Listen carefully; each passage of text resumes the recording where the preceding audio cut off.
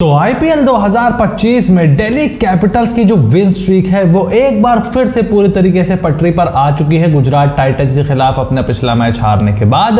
और Lucknow super giants जिन्होंने Rajasthan Royals के सामने एक बहुत ही नेल बाइटिंग थ्रिलर में जीत दर्ज की थी, उनको अब अपने होम ग्राउंड में दिल्ली कैपिटल्स के सामने एक बार फिर से हार का सामना करना पड़ रहा है। और इस साल दिल्ली ने दोनों बार लखनऊ की टीम को धूल चटाई है, यानी कि दिल्ली वालों ने लखनऊ के नवाबों को सिरे से पूरी तरीके से खारिज कर दिया है। और देखो, सबसे पहले लखनऊ सुपर जायंट्स ने बल्लेबाजी करते हुए 20 ओवर में सिर्फ 159 रन बनाए थे। हालांकि उनका पहला विकेट 10वें ओवर की आखिरी बॉल पर गिरा था एट द स्कोर ऑफ 87 और एडन मार्करम और मिचेल मार्श ने बहुत ही अच्छी शुरुआत दी थी। हमने इस मैच के प्रीव्यू जब किया था तो उसमें मैंने प्रिडिक्ट किया था कि 170 के 180 के आसपास का स्कोर में ही बनते हुए देख रहा हूं, बहुत बड़ा स्कोर में बनते हुए नहीं देख रहा हूं। लेकिन लखनऊ सुपर जायंट्स के मिडिल ऑर्डर ने जिस तरीके से बल्लेबाजी की, दे मेक श्योर कि उस स्कोर तक भी वो ना पहुंच पाए। At the end of the day वो 15-20 रन पूरे शॉर्ट रह गए जहां पर उनको होना चाहिए था। निकोलस पूरन का बल्ला बिल्कुल नहीं चल रहा है पिछले कुछ मैचेस से। अब्दुल समाद जो ऊपर उनको भेजा गया था प्रमोशन में वो नहीं चले। डेविड मिलर का स्ट्राइक रेट 100 से कम रहा। उसके बाद आयुष बदोनी जिन्होंने पिछले मैच में भी बहुत अच्छी बल्लेबाजी की थी, इस मैच में भी कमाल की बल्लेबाजी की, 36 रन बनाए 171 के स्ट्राइक रेट से।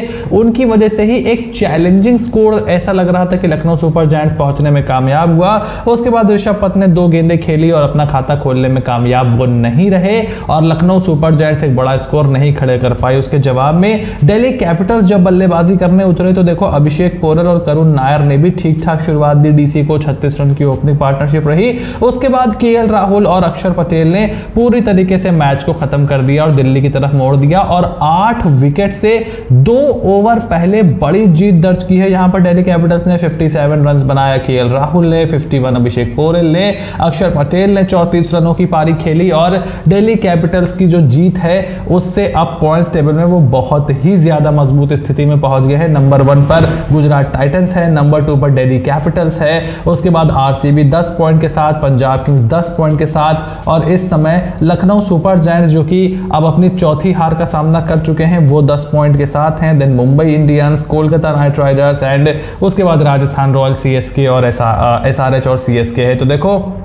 सबसे पहले जीटी और डीसी को तो अब आप क्वालिफाई मान के ही चलो, क्योंकि अभी उनके 6 मैचेस बाकी पड़े हुए हैं। 6 मैचों में से वो 2 मैच और जीतते हैं, 16 अंकों पर पहुंच जाएंगे। 16 अंकों पर एक बार पहुंच जाओगे आप तो आप कम से कम बाहर तो नहीं हो सकते। हाँ, टॉप 2 को लेकर के आप जरूर डिबेट कर सकते हो कि बाकी की नीचे आके टीमें आपको टक्कर दे सकती हैं।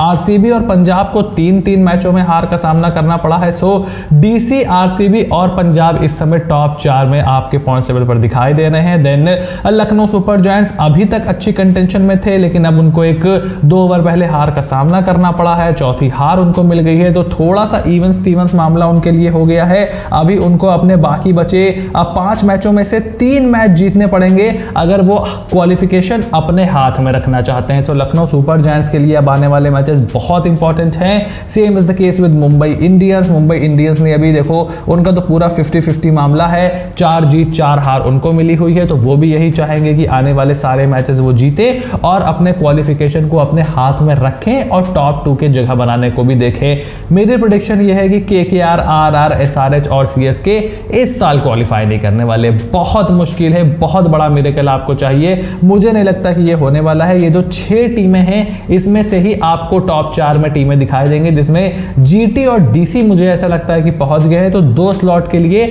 अब 4 टीमों की लड़ाई होने वाली है। ऐसे यहां पर मेरा प्रेडिक्शन है और इस प्रेडिक्शन को अगर आज सच करना है तो मुंबई इंडियंस के सामने आज एक बहुत बड़ा मैच है, क्योंकि सनराइजर्स हैदराबाद के सामने उन्हीं के होम ग्राउंड में मुंबई इंडियंस उतरने वाले हैं। राजीव गांधी इंटरनेशनल स्टेडियम में एक बार फिर से रनों का अंबार लगाने के लिए दोनों टीमें तैयार हैं। और देखो, सनराइजर्स हैदराबाद को अपने पिछले मैच में हार का सामना करना पड़ा था और मुंबई इंडियंस से भी वो हार चुके हैं ऑलरेडी एक मैच। और उसके साथ साथ मुंबई इंडियंस इस समय 3 मैचों की विन स्ट्रीक पर चल रहे हैं। जैसे कि हमने पिछली वीडियो में भी बात की थी कि मुंबई इंडियंस का जो इंजन है वो अब पूरी तरीके से गर्म हो गया है। कोई ऑरेंज कैप नहीं होगा, कोई पर्पल कैप नहीं होगा, कोई बहुत ही स्टैंड आउट परफॉर्मर नहीं होगा, लेकिन एक कलेक्टिव एफर्ट से वो जीतते हैं। हमेशा का उनका यही सीन रहा है और इस बार भी हमें ऐसा ही कुछ देखने को मिल रहा है। इस मैदान पर 4 में से 3 मैच पहले बल्लेबाजी करने वाली टीम जीत रही है। सो वहां पर बहुत इंपॉर्टेंट हो जाता है कि आप टॉस जीत करके पहले बैटिंग लोगे। मोस्ट लाइकली प्लेइंग 11 में Travis head, Abhishek Sharma, Ishan Kishan, Nitish Kumar Reddy, Heinrich Klaasen, Aniket Verma, उसके अलावा पैट कमिंस, हर्षल पटेल, जीशान अंसारी, मोहम्मद शामी और ईशान मलिंगा आपको दिखाई देंगे। इंपैक्ट प्लेयर के तौर पर पिछले मैच में राहुल चहर आए थे, बट मुझे लगता है कि अभिनव मनोहर के ऊपर आपको एक बार फिर से भरोसा दिखाना चाहिए। He is a very good player, just need some backing. जिस तरीके से अनिकेत ने परफॉर्मेंस कुछ मैचेस में दी है, there is absolutely no reason कि अभिनव मनोहर क्यों नहीं दे सकते। बस थोड़ा बैटिंग ऑर्डर का मसला आपको वहां पर सुलझाना पड़ेगा। Rest everything looks very very sorted for Sunrisers Hyderabad. उसके अलावा मुंबई इंडियंस की आप प्लेइंग 11 देखो तो Ryan Rickelton, will Jack, Surya Kumar Yadav, Tilak Varma, Hardik Pandya, नमन धीर, Mitchell Santner, Deepak Chahar, Trent Boult, Jasprit Bumrah, Ashwini Kumar और इंपैक्ट प्लेयर रोहित शर्मा आपको दिखाई देंगे। कमाल की बल्लेबाजी की हिटमैन शर्मा ने अपने पिछले मैच में first half of the IPL में बिल्कुल भी फॉर्म में नहीं दिखाई दे रहे थे, बट जब उन्होंने वापसी की तो क्या ताबड़तोड़ वापसी उन्होंने की है चेन्नई सुपर किंग्स के सामने।